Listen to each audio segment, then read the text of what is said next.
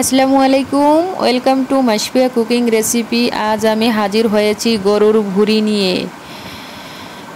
এক বাটি গরুর ভুঁড়ি নিয়েছি আমি।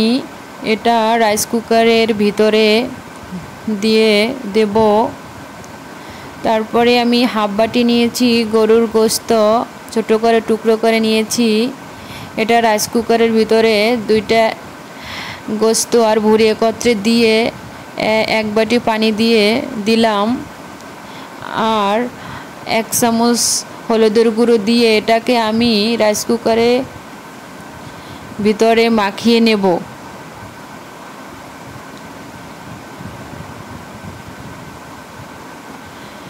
এভাবে মাখিয়ে নেওয়ার পরে আমি রাইস কুকারটা অন করে ঢাকনা দিয়ে ডেকে যতক্ষণ সিদ্ধ না হয় ততক্ষণ রেখে দেব। তারপরে দেখেন আমার বুড়িগুলো সিদ্ধ হয়ে গেছে। এখন একটি চুলায় প্যান বসিয়ে পরিমাণ মতো তেল দিয়ে কেটে রাখা হাফ বাটি পেঁয়াজ কুচি আমি তৈলের উপর দিয়ে হালকা নেড়েচেড়ে নিয়ে বাদামি বর্ণ করে 2টা এলাচ আর 3টা দারচিনি, 1 চামচ পেঁয়াজ রসুন বাটা আর 1 চামচের চেয়ে কম আদা বাটা দিয়ে তৈলের উপর নেড়ে চেড়ে নেব।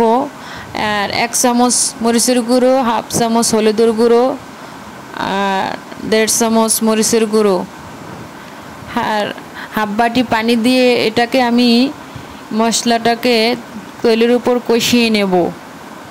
1 চামচের চেয়ে কম লবণ দিয়ে আমি এভাবে নেড়েচেড়ে নেব যতক্ষণ পর্যন্ত মশলাটা না কষাবো ততক্ষণ পর্যন্ত। আমি দিয়ে দিলাম 1 চামচ ধনিয়ার গুঁড়ো, 1 চামচ জিরার গুঁড়ো দিয়ে এটাকে তৈলের উপর ভালোভাবে কষিয়ে নিতে হবে। আর 2টা কাঁচামরিচ, 3-4 টুকরো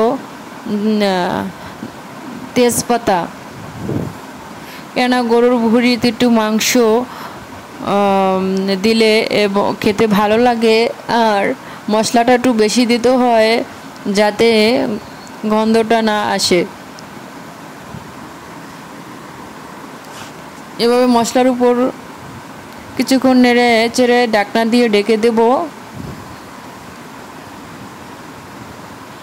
ঢেকে দেওয়ার পরে আমি 1 চামচ সয়া সস দিয়ে দিয়েছি যাতে ভুঁড়িগুলো, আর হাফ টেবিল চামচ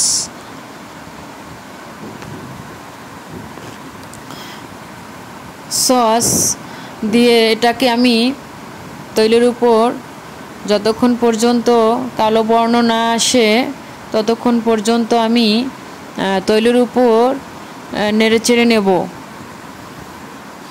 দেখেন এক পর্যায়ে ব্রাউন কালার বর্ণ হয়ে গেছে আমার ভুঁড়িগুলো। যাদের এই ভিডিওটি ভালো লাগবে তারা সাবস্ক্রাইব করে পাশে থাকবেন এবং নিত্য নতুন ভিডিও পেতে বেল বাটনটি অন করে রাখবেন। ধন্যবাদ সবাইকে।